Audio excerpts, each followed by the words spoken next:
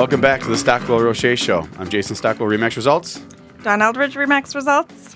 And we're on every Sunday, 10 a.m. As we said, we are talking with John Zeman and Jason Light with Envoy Mortgage, getting their expert opinions and advice in the mortgage world, in the leasing world, and what is going on in the marketplace. So one thing we wanted to kind of pick the brain of John about more is two things I wanted to ask. One, we talked about what's getting over the fear of owning rental property, and what those are and how we can get over those.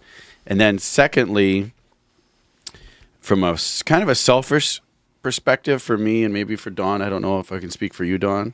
Can I? No, I'm just kidding. Depends what you're going to say, right? How do we get these darn renters to just get out and buy houses? Maybe I'm speaking for me and Jason too. I don't know.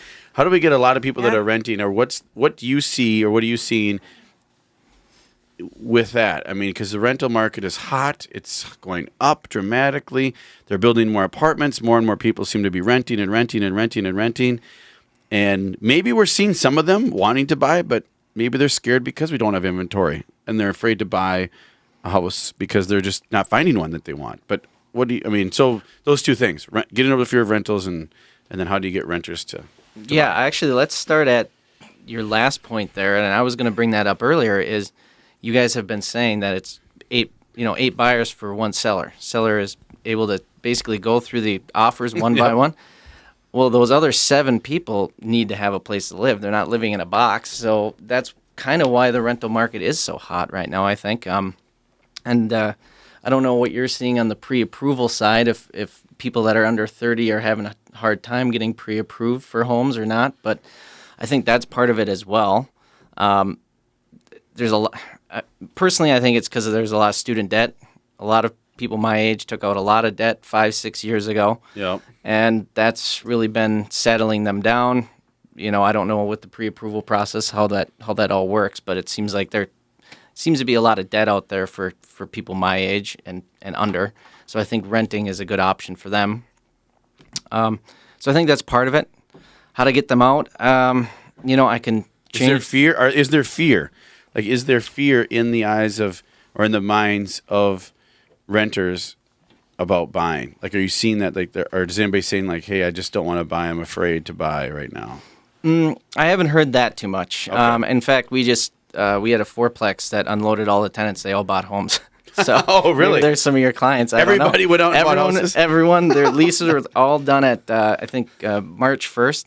And they were all done. They already had bought in their house, and they all moved out. So did it release pretty quickly, or 2 weeks? It was all full again. See, wow, it's just like awesome. Just everything. Yeah. It's interesting. So it is a weird dynamic. I don't hear why people aren't buying homes per se. So they are though. Maybe that's a misconception. Well, you do have 8 buyers for every seller. So it's a so weird maybe that kind of has deal. shifted a little bit where the renters are trying to buy, and that's why we're having this shortage of supply and increased demand. And I think maybe it's just people. There's a lot of people moving here too. I think Minneapolis has a goal to increase the overall population by a third within the next 5-10 years or something like that. And so maybe a lot of those people moving here are probably renting first, getting a taste of the area, trying to figure out what's hot, what's not, and maybe they're coming to you 2-3 years later. So that's I think why there's a big apartment boom. For the main point, I don't think it's a lot of people that own houses are moving into rentals. I think it's the other way around. We're getting a lot of people coming here to live.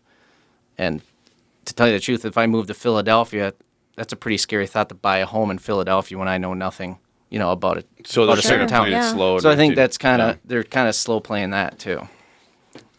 What is your screening process if someone wants to rent? Yeah. What kind of checks do you do as it relates to credit, income? Or I guess probably kind of the same checks that you would do, but we got to make sure that they pay their rent and that they can pay it on time. So we always we talk to the owner first, but we're always in the range of 3 to 4 times of rent. We like to see an income. We like to see that they've been there for at least a couple of years working. We like to talk to their manager to make sure that they're a good person, that they show up on work. All of that stuff. We do a credit check. We've run into a lot of people with not great credit. That might be a reason why they're not buying. So we don't rely on the credit report as much. We kind of dig into actually talking to the people that they have either been renting from, that they live with, that they work, from, and we kind of go from there. So back to the real quick, and I wanted to mention this since you mentioned it, John, about the population. So Tori, who works with us at Team Stockwell at Remax Results, she said that the U.S. Census Bureau released its population estimates for 2015, showing that for the first time ever, the Minneapolis metro area has hit a population of over 3 million people. So the region is thriving and people want to live and work here. And that's part of the reason why, too, probably we have a supply shortage and an increase in demand. Now, conversely, I was at a seminar for the Edina Chamber of Commerce called the Beer. If you're watching us on YouTube, you can see it here. The Beer event, Bloomington, Edina, Eden Prairie, Richfield chambers all come together and meet. And one of the things they said, and they had the Minneapolis St. Paul Journal there, I believe it was, talking about the money, what do they call it? Money flow. I don't know. It made a big bunch of headway or headlines. Their publication about the wealth drain out of Minnesota. The tax policy that we have in place, and you can't put sole blame on Dayton, but a lot of it was Dayton's things. And billions, tens and tens of billions of dollars is leaving Minnesota. People with a lot of money that have the ability to do that. People with a lot of money have flexibility to go anywhere they want. And if you don't have a favorable environment, they will leave your state. And when they leave, it's not good for everybody necessarily. Whether you like them or not, whether you like millionaires and billionaires or not, when they leave, it's not good for everybody. Anyway, they're leaving like crazy because of the tax policies that are in place in Minnesota. So we want to try to keep the population growth, but I would contest that we also want to have the wealthy people stay here and not leave to other states. I personally have dealt with clients and had clients that were good friends of mine that were coming from California, and they were going to move back to Minnesota and raise their kids here. And they were very high-income earners, and due to the tax policies, they moved to Arizona. They decided to settle in Arizona. So it does happen, and so we don't want to miss out on certain opportunities. Now, you can't win everybody. You're not going to win it all and have everything great, but that's one thing we could do a little bit better. But good news for the population here. Overall, as a whole, though, we're growing. So that was a good one. No. Something interesting I read about the population lately, and it does maybe semi have to do with how our housing market is going right now. I read that millennials, which are ages 16 to 33 right now, are the single largest generation in America. Recently they outnumber the baby boomers.